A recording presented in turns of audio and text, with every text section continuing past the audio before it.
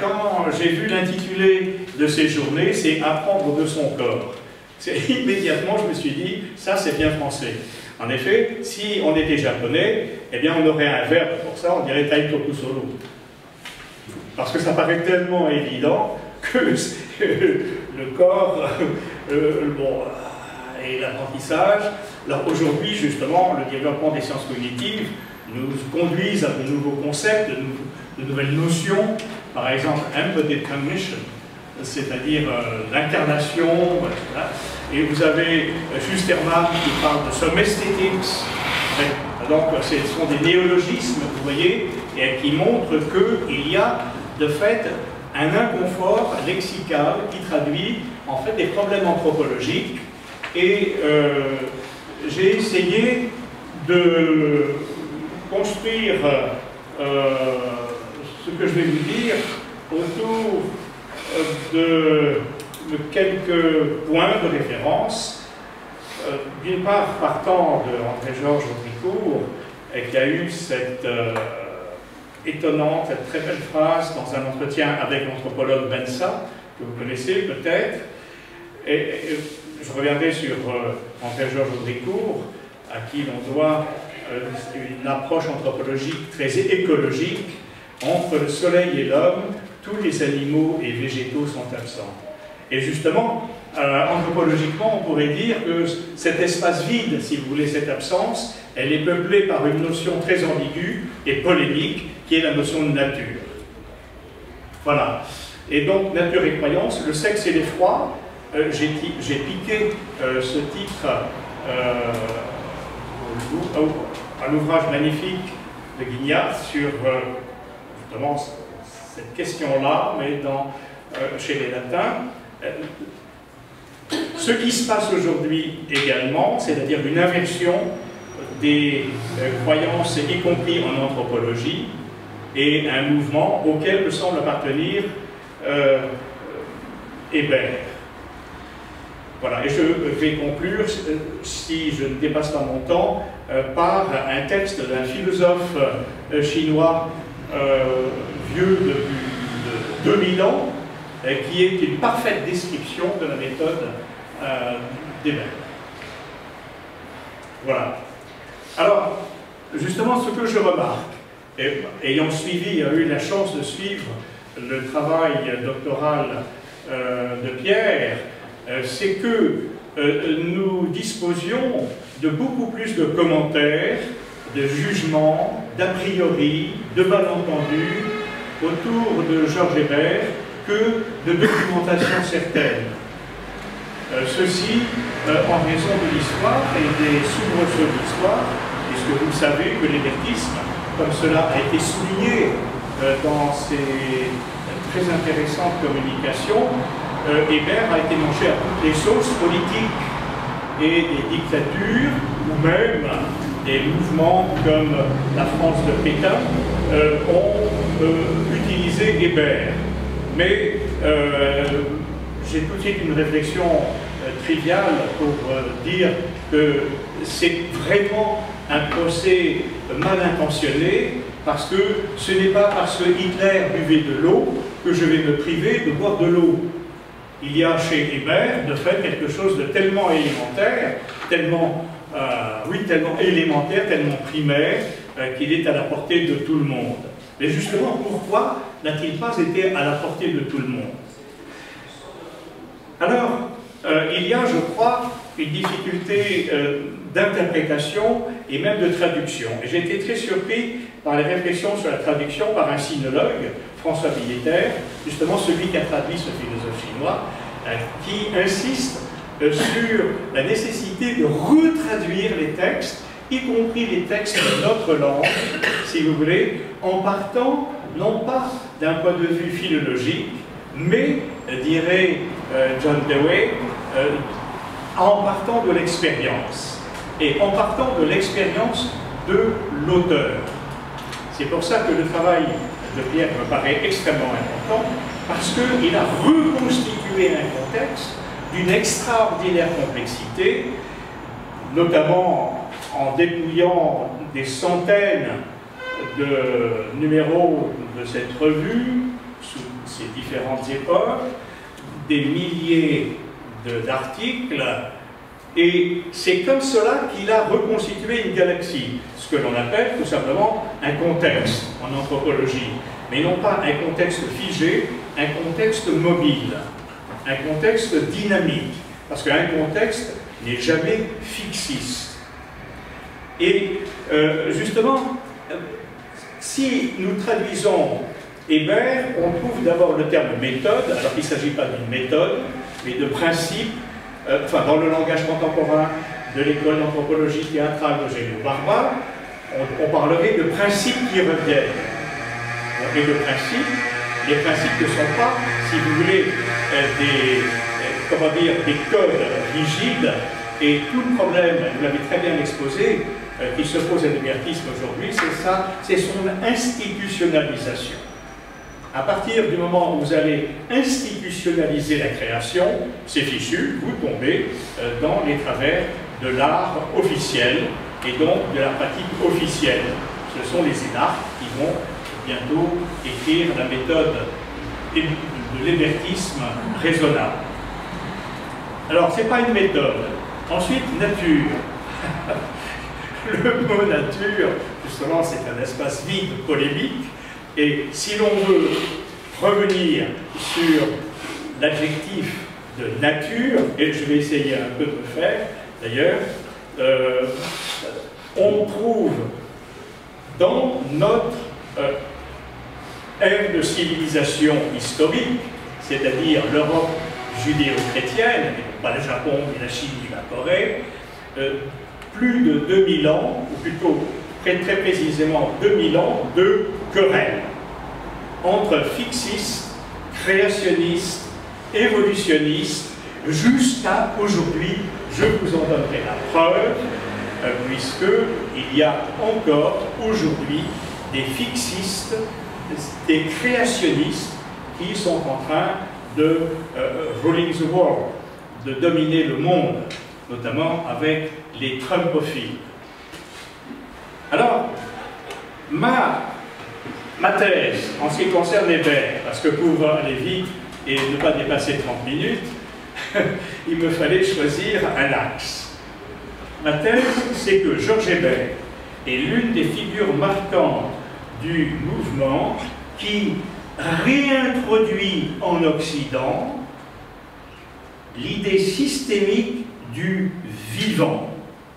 Mais pour aujourd'hui, conduire à s'opposer à ce que le philosophe et poète Michel Déguy nommait en 2012 le géocide en cours. Géocide en cours.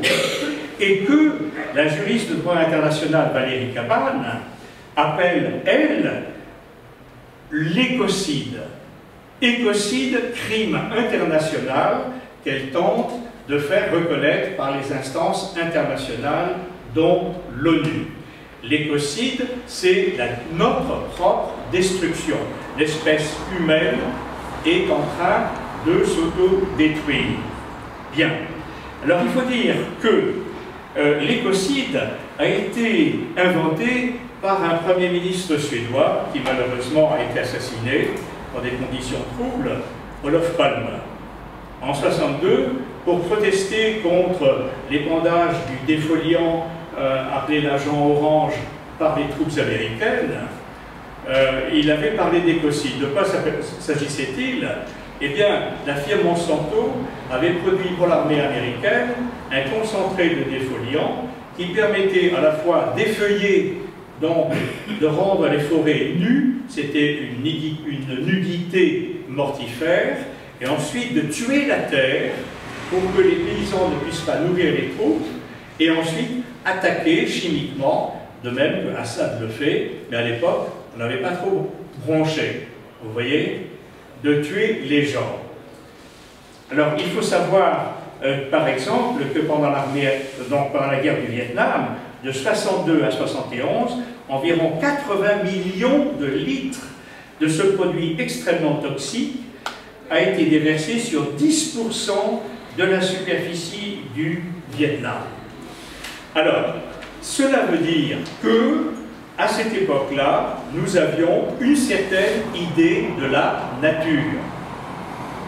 car une protestation mondiale serait née si une autre conception de la nature avait été établie dans les mentalités.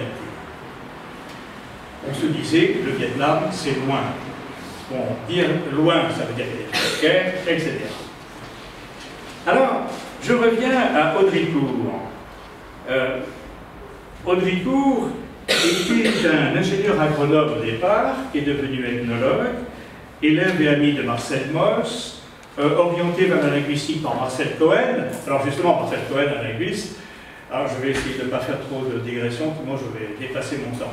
Marcel Cohen est un linguiste que j'aime beaucoup, car c'est lui qui, dans les années 60, avait dit « L'apprentissage du langage relève d'une technique du corps ». Ça a été publié. Et à l'époque, bien sûr, il a été absolument enterré, puisque les autres linguistes français, notamment comme Martinet, etc., avaient d'autres opinions. Bon, bref.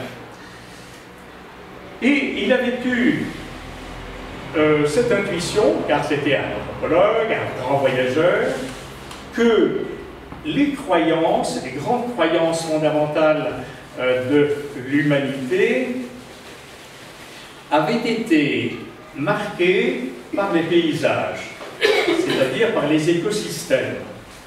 Il avait pensé que les sociétés agro-pastorales issues du néolithique, du Moyen-Orient, avaient placé la figure tutélaire du Dieu, c'est-à-dire du berger, celui qui mène le troupeau.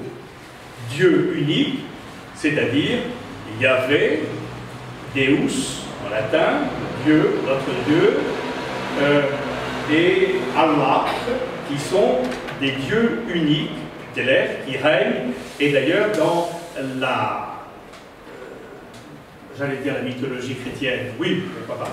Oui, dans les récits chrétiens, la mythologie chrétienne, il y a l'image du bon pasteur, et même dans les évangiles, avec la figure de la brebis. En revanche, les paysages d'Asie, par exemple, qui sont qui sont très différents, les écosystèmes sont très différents, ont développé des sociétés agricoles qui, elles, ont une vision énergétique et systémique, et de telle sorte que les missions, par exemple, chrétiennes parties pour le Japon, la Chine, la Corée, ont eu beaucoup de mal à faire entendre aux populations qu'il y avait un seul Dieu. Un Dieu. Et qu'est-ce que c'était? Ça n'existait pas dans les vocabulaires. Et je ne sais pas si vous avez vu ce film magnifique par Martin Scorsese, Silence. Vous l'avez vu, n'est-ce pas? Et il y a un dialogue passionnant entre un jésuite et un lettré japonais, qui d'ailleurs le torture un petit peu, pour lui faire abjurer sa foi, et vers la fin du film, il y a un dialogue. Et le lettré japonais lui dit, mais on n'a pas besoin vraiment de votre Dieu unique, ça ne va pas marcher, ça ne va pas marcher au Japon, parce que nous avons les dieux. Et qui a vu ça très bien? C'est Paul Claudel. Paul Claudel, qui, le catholique converti, lui, en fait, s'est érigé contre le panthéisme. Vous voyez, comme quoi tout est très compliqué. Alors, ceci, si vous voulez, vous montre que, oui, voilà, belle création d'Adam et Ève. C'est un tableau qui se trouve à Venezia, dans la grande église des franciscains, des frati, qui était très riche à l'époque, malgré le monde de pauvreté. Alors, en 2017, vous avez quelqu'un, Eric Erickson, qui est un supporter de Trump, et vous savez que Trump a nié et revenu sur les accords de Paris. Et voilà ce qu'il a tweeté, parce que tous ces gens-là aiment beaucoup les tweets.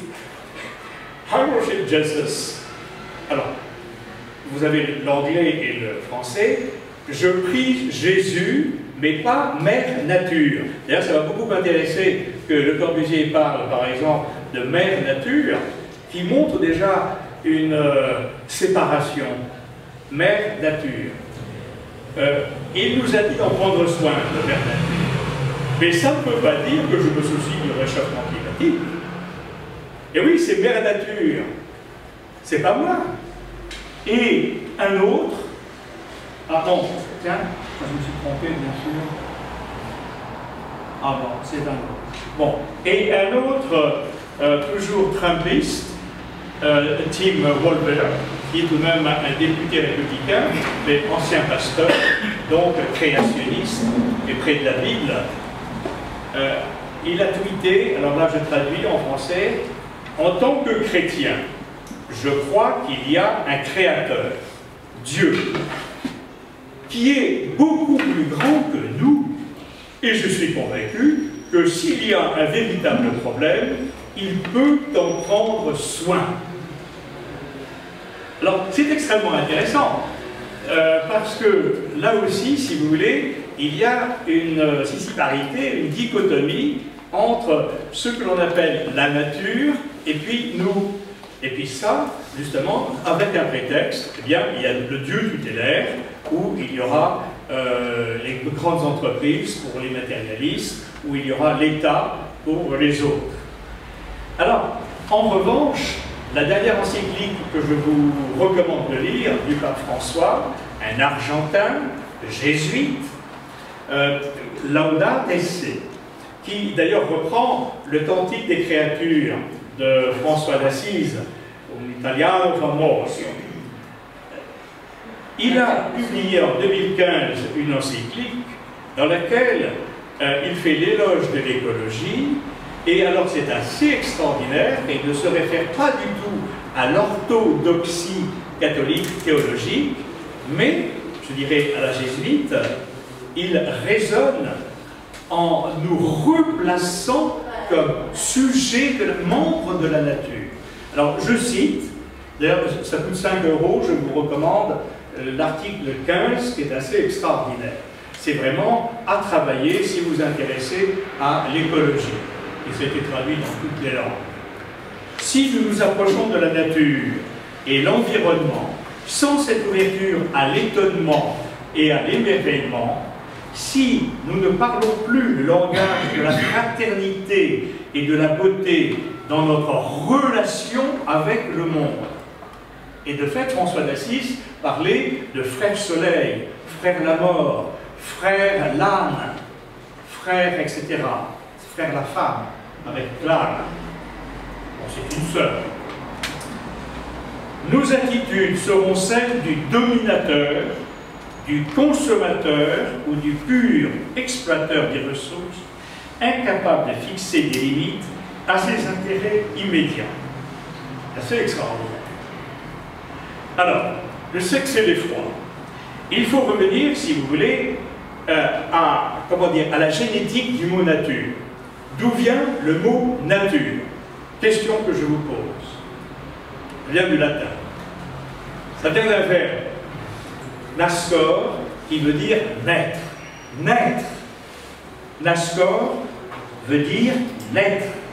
Et si vous voyez les textes latins de Cicéron ou de Terence, celui qui a inspiré d'ailleurs une pièce à Molière, eh bien, vous trouverez natura, naturel, mais pour établir une relation biologique entre, par exemple, un géniteur et un enfant. Et ceci, si vous voulez, se retrouve dans le droit français, je pense le droit italien aussi, quand on parle de fils naturel. Alors, fils naturel, c'est extraordinaire, parce que le fils naturel peut être adultérin. Alors attention, parce que le bâtard, nous avons bâtard aussi, parce que nos rois ont eu beaucoup de bâtards. Mais qu'est-ce que c'est qu'un fils naturel? C'est un fils que l'on a eu biologiquement avec une femme, mais en dehors des liens du mariage. Bon, alors c'est intéressant, parce que dans tous les cas, cela fait référence à la sexualité. Alors, on retrouve dans le verbe grec physis, vous savez que physis, c'est la nature des Grecs de l'Antiquité, et ça a donné, par édulcoration, la physique. Or, dans la physique, maintenant, nous étudions les lois de la physique, les lois de la matière, mais pas les lois de la nature. C'est ça qui est extraordinaire, n'est-ce pas? Il n'y a que la science contemporaine qui revient par la physique fondamentale à étudier les lois de la nature, puisque aujourd'hui, biologie et physique et mathématiques se rejoignent. Alors, ça vient du grec phuo, physis, qui veut dire naître. Naître, faire naître. Et attention, quoi faire naître? Tout. Alors, si vous voyez les textes grecs, dans lesquels il y a le verbe phuo, c'est faire naître des poils, les poils me poussent. Phuo. Hein?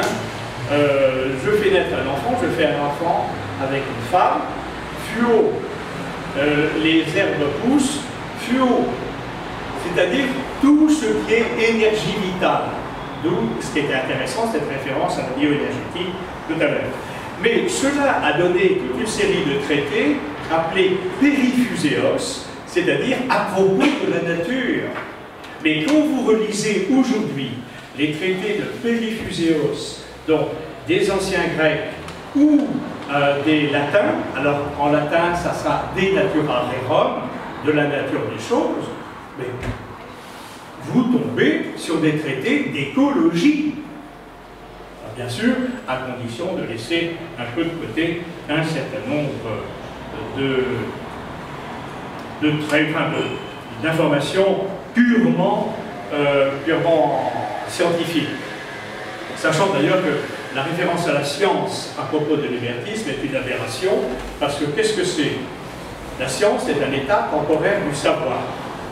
La nature, elle est en constant renouvellement et la science lui court après.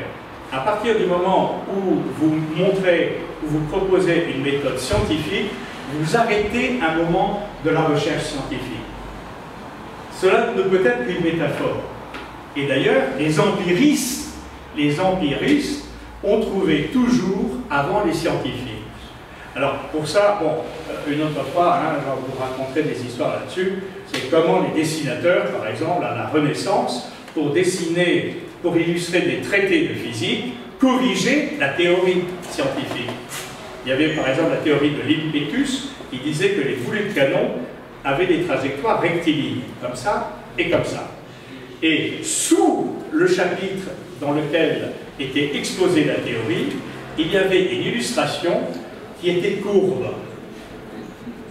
Parce que n'importe quel dessinateur ou peintre sait très bien que le jet d'une fontaine ou le jet de l'urine quand un homme urine, c'est courbe. C'est pas comme ça, n'est-ce pas? Alors, ce qui est intéressant, c'est que une pièce de Diderot, le Fils naturel, a donné lieu à un bouleversement. Donc, vous voyez, le Fils naturel, il s'agit de l'histoire d'un bâtard. Le Fils naturel a donné lieu à une théorie du jeu d'acteur qui n'a été en fait appliquée que dans le théâtre érotique du XVIIIe siècle.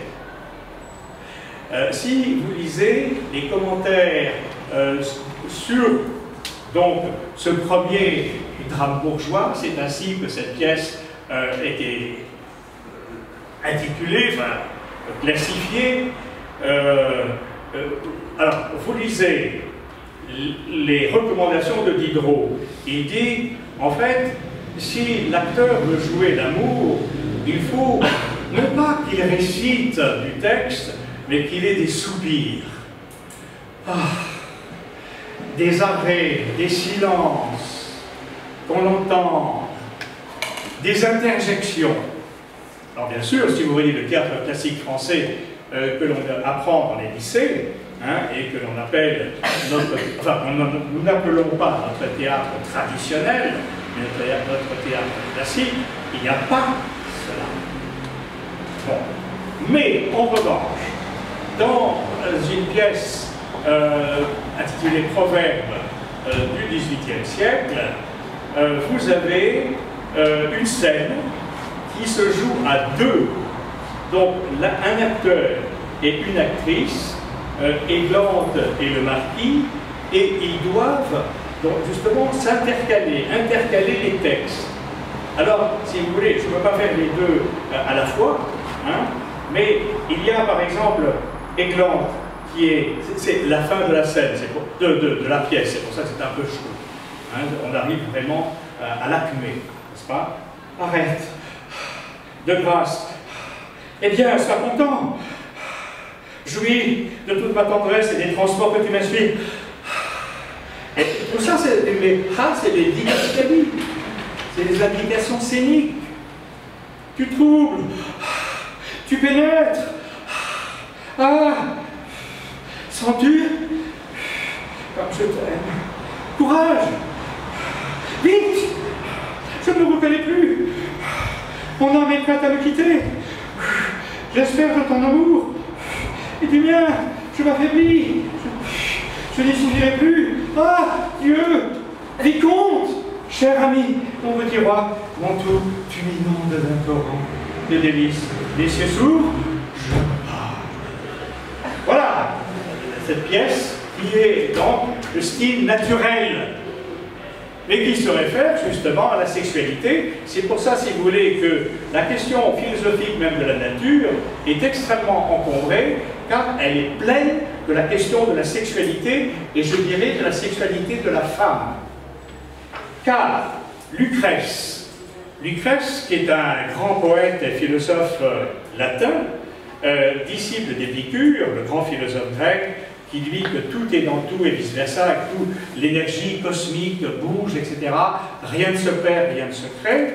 Lucrèce, lui, va ouvrir son traité de philosophie par un hymne à Vénus, la déesse de l'amour.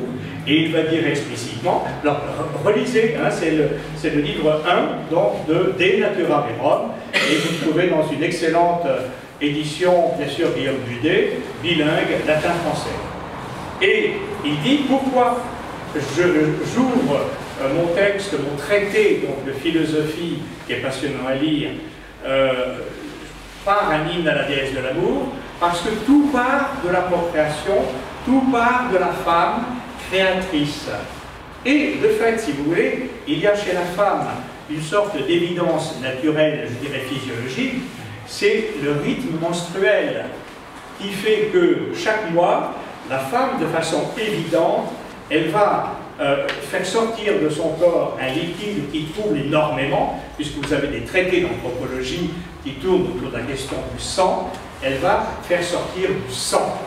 Et c'est pour cela que dans toutes les religions, vous avez un tabou sur la femme et un tabou sur les menstrues. La femme impure, la femme est impure à tel moment du cycle, etc., etc. Alors qu'on ne dit pas ça pour l'homme. Bon. Conseil pour les confesseurs. Et dans ce conseil pour les confesseurs, on passe en revue toute une série de péchés avec la pénitence qu'on doit donner. Or, il y a un péché donc, mortel, donc ça veut dire que les gens vont l'avouer, c'est celui, devinez quoi, de vénérer la nature. Vénérer la nature, alors là j'ai le... ça vaut... Ah, 2 ans de pénitence. Oh, c'est beaucoup ça. Ah oui. Oui, voilà, oui. 2 ans de pénitence. Bon, il paraît que c'est pas très grave, puisque un prêtre qui tue quelqu'un, lui, il a 28 ans de pénitence.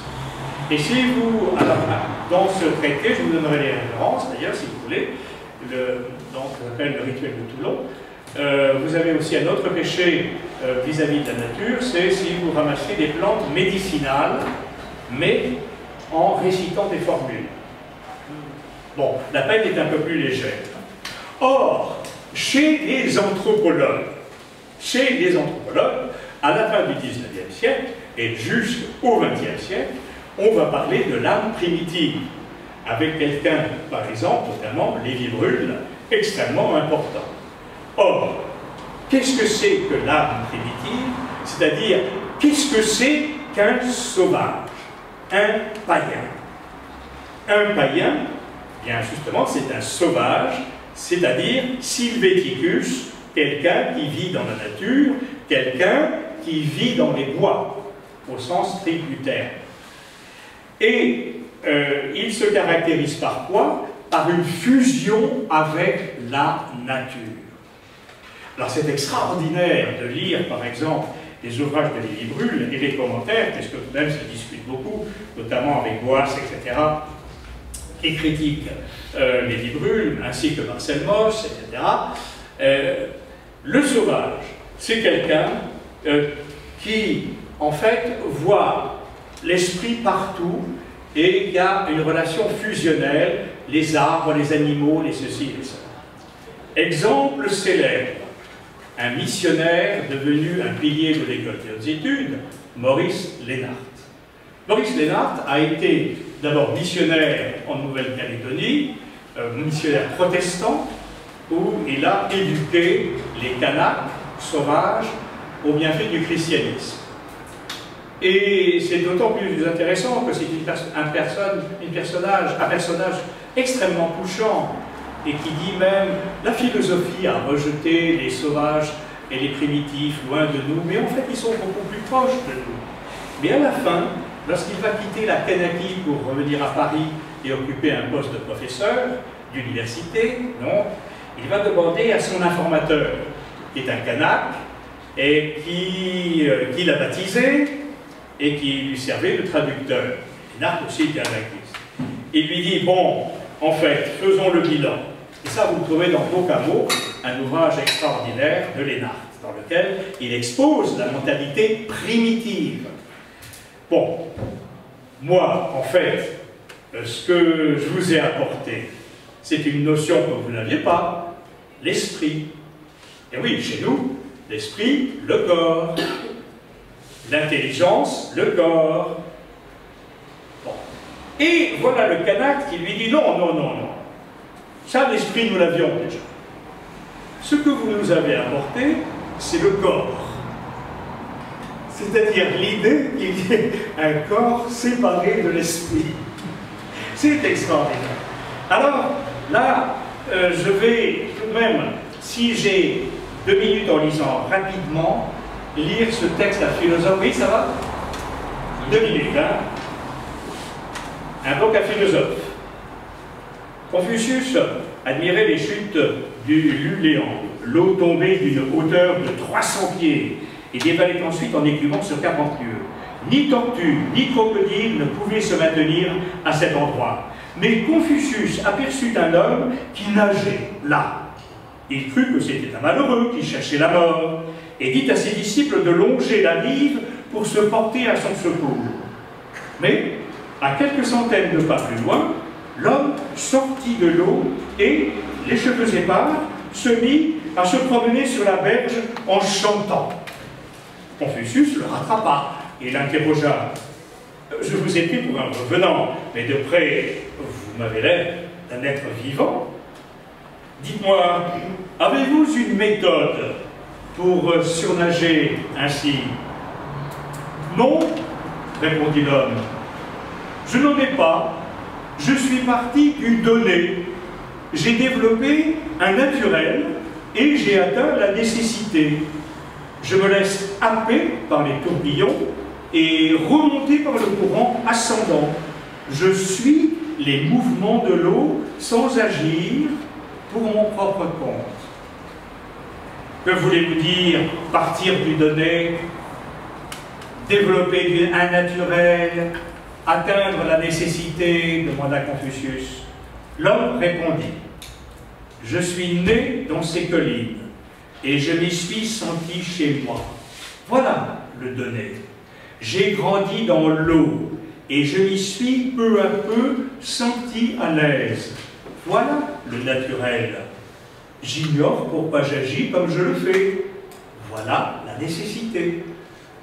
Alors pour terminer, je dois dire qu'il existe tout de même, dernière phrase, une conclusion, c'est un bouleversement paradigmatique, c'est-à-dire un changement de paradigme, de modèle de pensée qui s'installe progressivement, je dirais, sur la planète, mais surtout occidentale, parce que malheureusement, ce que je crains, c'est que dans la domination de l'Occident sur certaines cultures, les cultures qui n'avaient pas les problèmes que nous avons, je pense par exemple au Japon, avec des philosophes comme Iwasa Yasuo, etc., qu'il faut connaître.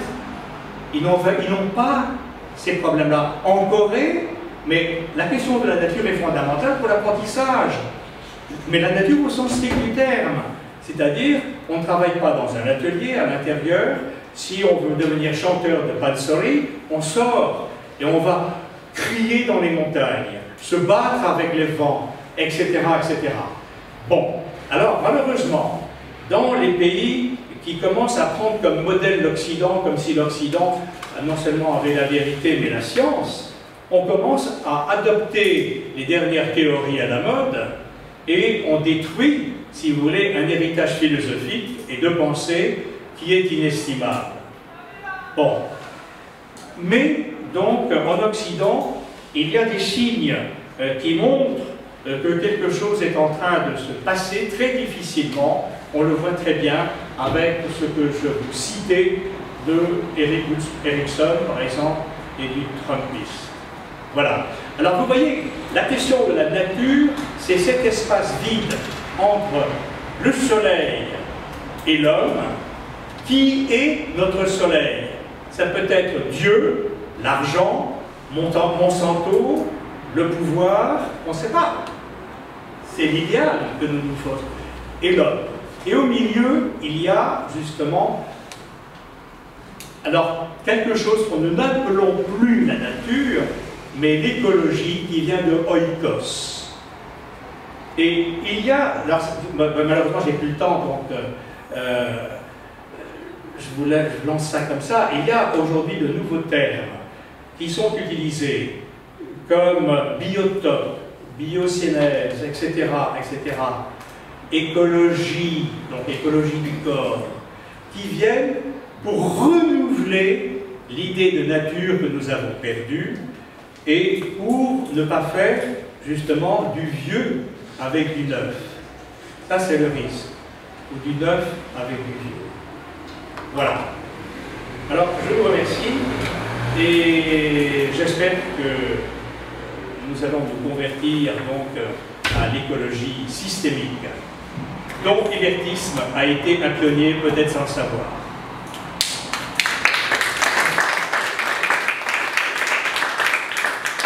Je vous ai appelé la fameuse revue. Alors, j'aimerais bien d'ailleurs qu'il y ait une question sur pourriez-vous me donner un exemple d'hébertisme.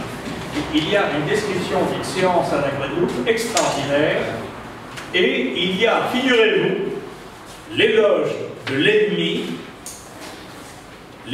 l'ennemi Riffin par un ancien de la Légion étrangère converti à l'hébertisme et qui dit ceci: ces indigènes que nous combattons, en fait, ce sont des vrais hébertistes, alors que nos troupes indigènes, elles sont minées par la mauvaise nourriture, le mauvais habillement, le mauvais commandement, etc.